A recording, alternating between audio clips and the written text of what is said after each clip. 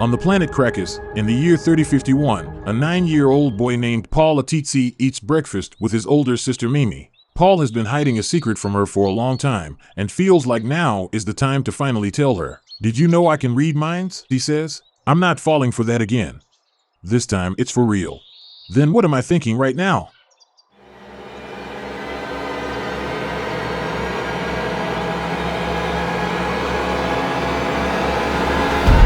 You want to eat a taco, but you can't because it's breakfast. "How did you do that?" Mimi asks, feeling disturbed and also annoyed that tacos aren't a breakfast food. "I can't tell you," Paul says, "but I can show you." That afternoon, King Greybeard, who owns Paul and Mimi as his slaves, greets a messenger from the country Boobaloo. What's he saying? I was hoping you knew. Paul can't hear anything either, but he is able to read the messenger's mind. Boobaloo is declaring war on the people of Crakis, threatening to wipe all of them off the face of the planet. It is not Paul's place to speak, so he keeps this to himself.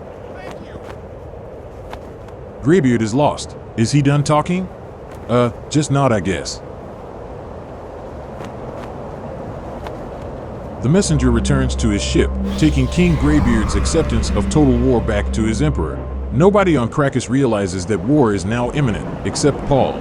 Once alone, Paul practices his karate skills. He's always wanted to kill King Greybeard, and the war will provide the perfect opportunity. Later, King Greybeard is on his way to the store, having brought Paul along to help him carry groceries. The king stops and says, "I want to try something, but you must keep it a secret, or else I'll have you put to death. I'm pretty sure I can read minds." "You're pretty sure?" "Yes, and I'd like to try it on you now." Paul starts to panic, but tries to play it cool.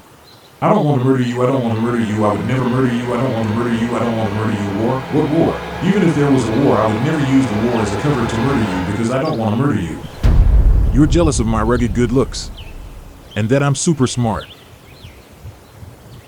and sexy. How'd you do that? I'm jealous of myself sometimes. I'm pretty awesome. I mean, I can read minds." Relieved that the king can't actually read his mind, Paul finds his sister and tells her it is time to show her the box goblin. "I don't know what a box goblin is," she says, "but that sounds pretty messed up and I would rather just go play a board game or something instead." But Paul insists and leads her into a room that is way bigger than necessary. Paul kneels in front of a creepy elderly woman and tells her his powers are fading and he needs another hit. She tells him to put his hand in the box and that her goblin has been waiting for him to return. Mimi watches all this from afar, freaking out and praying that this doesn't turn into some kind of weird erotic nightmare. It'll begin now.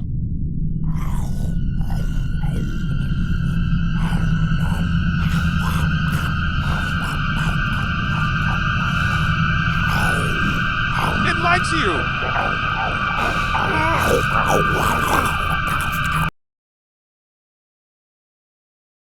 Paul, what the f was that? Paul says, "The chemical makeup of the box goblin's saliva gives me the power to read minds once it enters my bloodstream. I've been paying the old woman $67 a visit every 3 weeks as the powers begin to fade after that. Why would you do such a thing? To help me kill the king. And because it's awesome." Across town, the creepy old woman meets with Paul and Mimi's dad, Darren. She read Paul's mind and knows all about the war and his attempt to assassinate King Greybeard. Darren finds this news disappointing. He sold Paul into slavery to teach him the value of hard work and discipline, he says, a lesson that all young boys must learn if they want to grow up to be outstanding citizens like himself. What will you do about it? I'm gonna pay our king a visit.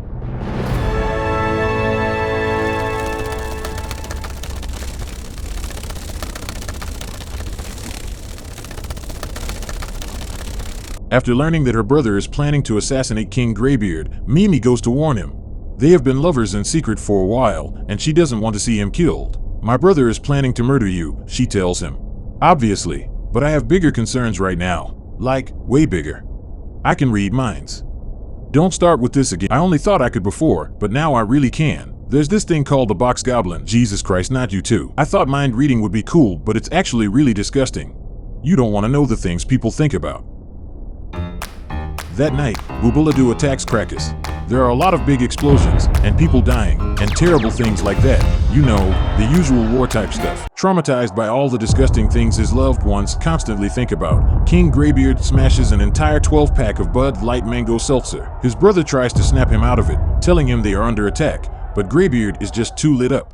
Paul and Mimi escape into the desert. Paul is upset that his sister warned King Graybeard about the assassination and ruined his plan.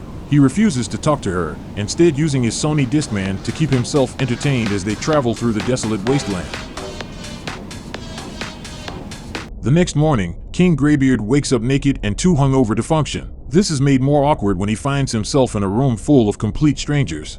While eating a keto-friendly meal of shirataki noodles and collard greens, Darren asks where his children are. He came to buy them back, but won't pay more than $50 for them as they are slightly defective, especially the boy. The king's still drunk enough that his mind-reading powers don't work, and he has no idea what kids this man is talking about. Okay, how about $60? You drive a hard bargain. 70. 73. After paying the king $347, Darren takes a relaxing mud bath to celebrate. But his brother reports that they have been unable to locate Paul and Mimi as the city has been completely destroyed. Darren says they probably escaped into the desert. Put a search and rescue team together, but first join me in this mud bath because you look like you could use a good detox. The next morning, the rescue team finds Paul and Mimi. They are led by Bill, who says your father Darren ordered me to bring you home safely. Paul says no thanks, my dad is a mean jerk, and I'd rather go live on my own and start some kind of commune in the desert. We could live off the land, be entirely self-reliable, and have game nights and other fun activities like that. Bill says that sounds pretty sweet and is something I've always wanted to do. But the desert is a harsh mistress. I need to know if you are tough enough to lead us. He orders one of his men to fight Paul to see what he is made of. As it turns out, it's really easy to beat someone in a fight if you can read their mind, so Paul kills the man pretty much immediately. Why'd you do that? Says Bill. I never said to kill him. That was a little overboard. Oh, says Paul. My bad. Can we still do the commune thing? I'd really like to. Bill agrees to let bygones be bygones, and the group heads into the desert to start a new chapter. Paul smiles. For the first time in his life, he is free.